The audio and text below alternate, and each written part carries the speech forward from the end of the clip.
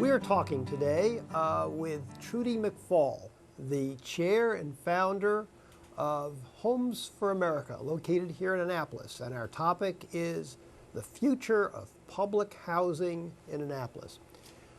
Trudy, the Annapolis Human Relations Commission initiated something which we call a dialogue project. Yes. The project was made possible by a grant which we received from the Unitarian Universalist Church of Annapolis, and we're able to carry it out without any use of taxpayer money. The way it's envisioned is that we organize a series of conversations between the residents of the public housing units in the city and their neighbors in the surrounding communities. And the purpose is to allow the two sets of residents to identify issues of common concern that they had. In March, we had the first of the dialogue sessions, and it featured a 2.5-hour discussion between members of the Eastport Civic Association and residents of Eastport Terrace Harbor House. And there was, I co-facilitated that session, and what was especially meaningful about it is that there was one issue that dominated the conversation, and that is how to provide meaningful and fulfilling activities and engaging activities for young people who live in the public housing facilities. And there was no single topic that was discussed by both of the sides more than that, an emphasis placed on it, especially by the residents. And this really makes sense. If you look at the statistics, and you're probably aware of this, that more than 40% of the residents of the public housing facilities in Annapolis are 17 years of age or younger. So that leads to the question of, to what extent should the Housing Authority of the City of Annapolis be involved in organizing efforts that would help to mentor young people? You know, how to deal with, you know, some of the issues that surround the youth. Do you have any thoughts about that in terms of when you served as the chair of the board of the Housing Authority of the City of Annapolis? To what extent did issues related to youth come up, and it's, you know, and also the interaction, the interrelationship between youth and criminal activity which occurs? The whole idea of, you know, if you get kids involved in meaningful programs and activities, you keep them out of trouble. That seemed to be what the residents were saying. We've got to find ways of getting our youth involved and keeping them out of trouble. That seems to be an important ingredient in dealing with the issues in the public housing facilities. What's your thoughts about that? If I can start again, just sort of big picture, and I'll be quick about it. But I think it always helps me to put the public housing in the context of sort of what's going on in the rest of affordable housing. In the affordable housing field, an absolute sort of basic tenet these days that us who own and develop affordable housing and people who lend always require is, what is your social supportive service program for your residents? And they fund good, decent, common community space facilities, and when you get funded, you promise to provide a variety of services for whatever your population, your youth, your older people. So it is a basic. Now, the Housing Authority of Annapolis was way, way behind the curve. When I came on in 2002, the previous director had basically, to economize, had basically allowed most of the community centers to either be absolutely closed or fall into disrepair and disuse, and the swimming pool was closed, and she had laid off all the community service people. That was 2002. So while we've come a long way in the last almost 10 years now, but we started way below ground zero on that when I became acquainted with the Housing Authority. And part of that, again, is the problem with HUD, which has not put that kind of emphasis on their housing authorities to provide activities and services, and sort of refuses to provide enough funding to do it. So housing authorities have been very hampered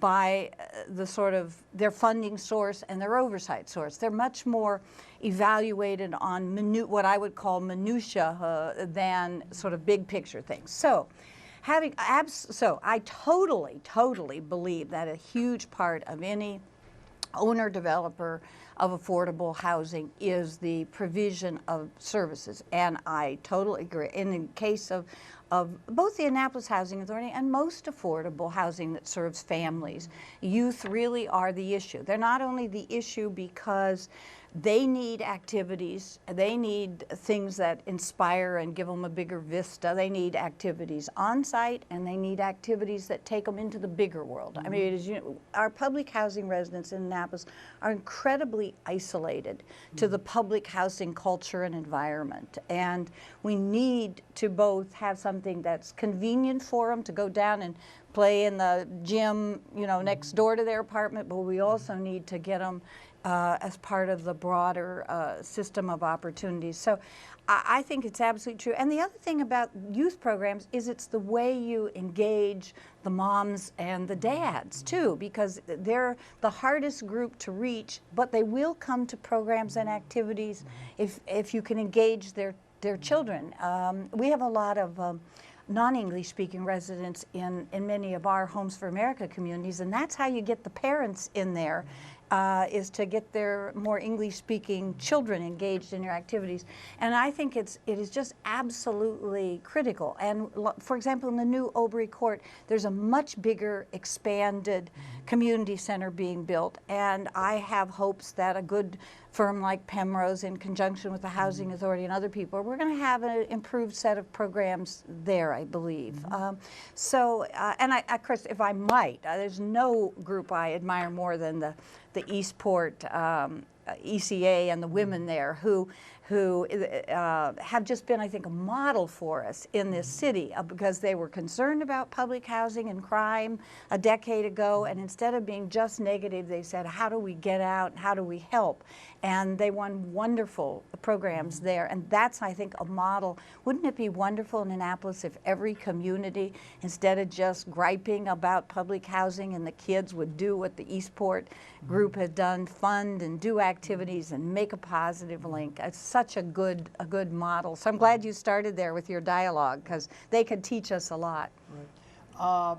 Maybe you could have them in on your series at some time, to have one of the women leaders who put the women's group together and talk about it. We're planning to do that. Good, good. A large number of families have made the public housing facilities their permanent home. Yes. Around 11% of the residents have lived in public housing for 30 years or more. Yeah. But at the same time, HACA has got a waiting list of 1,400 people trying to get in. Yes. Is this fair? And if it isn't fair, what can be done to make these units more accessible to the people who are waiting to get into them? Yeah, it is true that HACA historically almost handed down apartments. Mom would die and daughter would go down and apply with her 3 kids and take it over.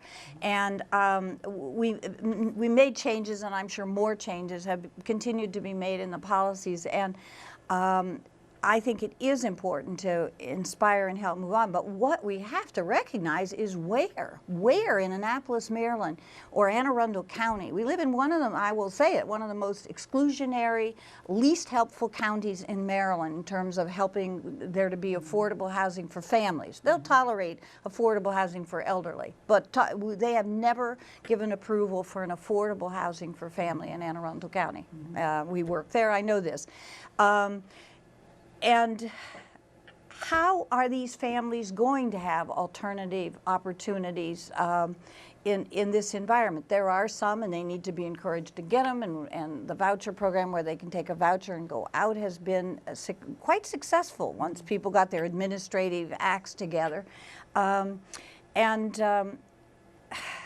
But it really isn't as simple as people there. They're not candidates for home ownership, and many of them now are elderly and mobility restricted, and so it's a problem we just incrementally need to work on. And I'm very, from what I've heard and seen of the current chair, Carl Snowden, I love what he's saying and using his bully pulpit and his connection as a leader in the African American community to deliver the message of moving up, moving on, cleaning up your community. I mean, he's got an ability to do that didn't come with my territory. I could help with how to do the housing, and I think he's been a good influence. I admire what I'm seeing and hearing that he's doing. I think you asked me a two-part question, but did I answer both parts, or try? Yes, and let me ask this question. Looking down the road 20 or 30 years from now, where would you like to see public housing be in the city of Annapolis? Well, that's your long-range vision. Yeah, and I have a vision that could create lively discussion. But I believe that in many of the communities are simply too large a concentration of low and moderate income people, and we have to get them to more mixed income, and we have to give some number. In my perfect world, maybe a third of the existing residents, I believe, might want to have a voucher and move elsewhere. I just believe we have got to break down these I will say, projects in this context. And boy, that's tough. Because in the case of Harbor House and Eastport Terrace, I think it means reducing the density. There's just too much housing on that site, and getting some of it converted to home ownership. Maybe the Eastport Terrace, which is more or less townhouses, that could be home ownership opportunities. And some folks got to have vouchers and move out. And there is this isn't a crazy vision. There are a set of national programs that the Obama administration is advocating, calling transforming rental housing, and they are essentially trying to do this, get all of housing operating on the sort of private sector affordable housing model. But it's voluntary for public housing authorities to go into. And in Annapolis, that's going to take huge political willpower to push against the forces that benefit politically and in other ways by the concentration of people in public housing projects. I know what the two-part question was I wanted to call the 1,400 person waiting list. Okay, here's another tough love stand. I do not believe that it's Annapolis's obligation to make up for the fact that Anne Arundel County isn't doing affordable housing and that Prince George's County is tearing down their affordable housing. That's why we have a huge waiting list, is that we are the place which has been welcoming and provided a generous supply of affordable housing. And I think that we can't be the region's houser, incrementally additional housing. I see one of the visions that Hacka was talking about was expanding the physical supply of low-income housing in the city of Annapolis. I am against that. I do not think that's where we should put our we should help people get a voucher, go live in a private apartment, and we should use our political will to make the county and the region more open to low and moderate income people. Yeah. Let's go back briefly to the point that you made about the need of having more of a mixed community living in these units. There was a book by the Urban Institute entitled "Public Housing: The Legacy of Racial Segregation." Yes. And the book makes the argument that prosperity is not going to flow into public housing as long as nearly all of the residents are of one ethnicity. And that as long as these communities basically are represented by just one ethnic group, that they're going to continue to experience the problems that have been afflicting them for years and years and years. Well, in the city of Annapolis, 95% of the residents of our public housing units are African American. So I guess my question to you is, do you agree with the assessment that was made by the Urban Institute on this? I do. I do. I believe that the answer lies in increasing opportunities for our current residents, not displacing them, but offering them options. And I think a goodly number would take it. And I think that we have to get in the housing that remains a better mix of income, of race, of home ownership, and rental. And to return for 1 second to where we started this segment on youth, youth have got to have role models that are different than what they're seeing every day in their public housing communities in Annapolis. And we're not going to get them to have better visions and better emphasis on education and more opportunities unless we expose them to a living environment that they see people going to work and succeeding. So I think it's absolutely where we have to go, and I think it is the toughest political issue in Annapolis. I mean, look, you may know or may not, the heat I took in a political campaign for wanting to do 10 home ownership units in Clay Street offered to low-income people. And we didn't even get Clay Street to be mixed income, to get agreement to go ahead with that. That continues as low income, but in private sector ownership, which is a good step. And as I said, it'll be a model. But that's not where we should end up. The next communities that we redevelop ought to be mixed income as well, and mixed ownership rental in a greater quantity. And it's an issue that I'm looking forward to being a voice on in Annapolis. I plan to stick with, that's an area I have expertise in. It's been my life work, and I'm going to stick with that and keep saying this. But it's a stronghold of Democratic politics in Annapolis, and that's tough to break. Okay. Without getting into the personalities of the issue, how can there be greater and more effective ties between the leaders of the city of Annapolis and the board of the Housing Authority of the city of Annapolis, and by extension, the residents who live in these units? Well, it sounds to me like times are a little better in terms of the thaw between the city and the housing authority. I thought when I was there, it was sort of a little more the blame game. You know, we're not helping with parks or recs or police, but shame on you, housing authority, for having all these problems. So it was a difficult time to serve as chairman. Things sound like they're better, at least as I read them in the paper, between the housing authority and the city, and that's a huge start. I mean, the city simply has denied adequate public services to its public housing communities, and by that, key ones would be parks and recreation and policing. And I'll give them marks for improved policing, and I guess they're continuing to still try to work on those programs for youth being delivered right in some of those community spaces of the housing authorities, which have programs, but they're underutilized still. They need more activities for youth there. Okay. I think I'll stop. All right. Well, tell our viewers how they can learn more about Homes for America. I'm sure that some are going to be interested. Gee, I'd like to learn more about Homes for America and what they're doing. How can they get in touch with you? Okay. Can I tell the folks? Yes. Give your website if you got it. We have a website, which is just www.homesforamerica.org. We're an org, not a com, as a nonprofit.